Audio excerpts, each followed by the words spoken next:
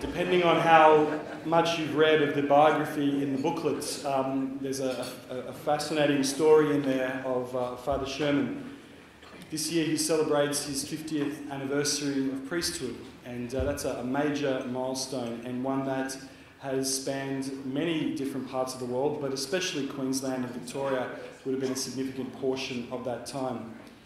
When you celebrate 50 years, you have to go through all sorts of different arrangements with the church, with the oblates, with communities. He's had to live with very many people, including me, in Melbourne for a while. And Father Sherman was the principal of the school when I was at school, and it was actually the person who probably challenged most about becoming a priest. So it continues. He carries the cross of Father Dan Long, who was the founder of the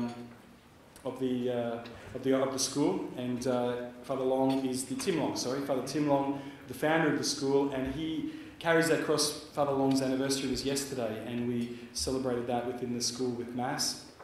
Father Sherman is going to be speaking to us today. Not often you can speak on your 50th anniversary to a group of people. Thank you for listening to what you're about to listen to. We're very proud of Father Sherman, the first Queensland Oblate. He was ordained, as you're reading there, in the place where Joseph Gerard was from. Big names within the Oblate family, and Father Sherman is one of those great members of our province. I'd like to invite him forward to lead us in a little reflection as the main course seems to be being served. Thank you. If you could welcome him up, that would be great.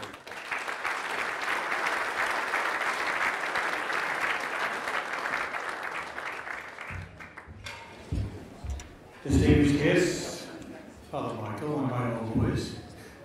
Actually, I kind of pride myself that now with Father Mark being made a bishop, I can't say all the present rectors of our schools I've either been their headmaster, taught them, or been their coordinator. Christian Feeney is a rogue, he's coming later. But anyway, look, it's good to be here. 50 years, okay. 50 years are like yesterday, aren't they? They disappear and your memory kind of comes together.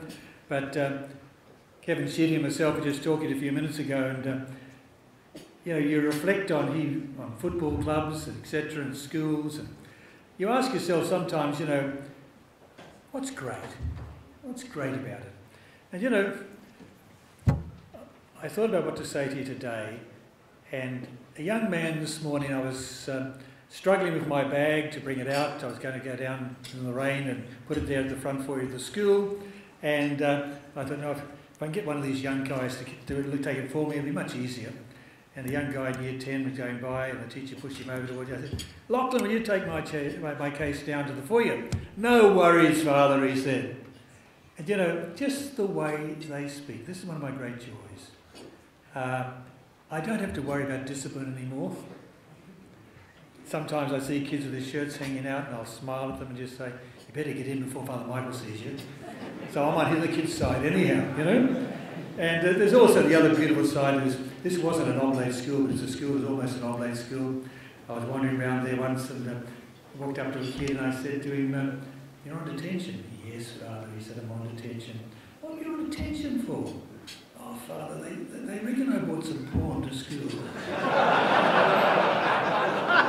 Then with a beautiful look, it looked at me and said, "Hey, Father, it wasn't really porn." Maybe the staff were narrow-minded, I don't know. But that's one of my great joys. I mean, and Kevin and I were just saying, when you're talking about a football club or whatever it may be, it's how you treat people that's the essence of it. And I'd have to say, my memories and my feeling of growth in the colleges, I spend all my time pretty well in the 3 colleges now. I'm leaving here early today because tomorrow morning I put myself in for a baptism in Perth, because I'm on the board of Amazon West Australia, so I have to go over there. This family got me. But it's the quality of the kids. That's what I would say. They look at... I was asking a teacher in our college in West Australia recently, what is it that makes these kids such a happy bunch to work with? He said it beautifully. He said, Father, in this college, it's cool to be good. It's cool to be good. And I'd have to say that of Iona. It's cool to be good. And you know, Father Michael might have to worry about discipline, and Mark Harvey may have to worry about discipline, and they're just a few. You know, just dealing with young men who really have such wonderful qualities, such human qualities. It's seldom as you go around Iona that a lad won't say, "Good morning, Father. Hi, Father, how are you going?" And I love it when I turn around and say to them, you know, "How are you going?" And then they think, "And what about yourself, Father? How are you getting there?" And, you know, if you have to look at it, I think that's the memory I'd like to share with you. And my feeling about our school at Iona, that there is a real humanness, and this is what St. Eugene said, you know, make people more human, then bring them to Jesus, and then make them saints. Well, I'm not too sure they're all going to be saints just yet, but I think we're getting them to Jesus, but I'm certainly thinking that we're getting that beautiful human quality out of them.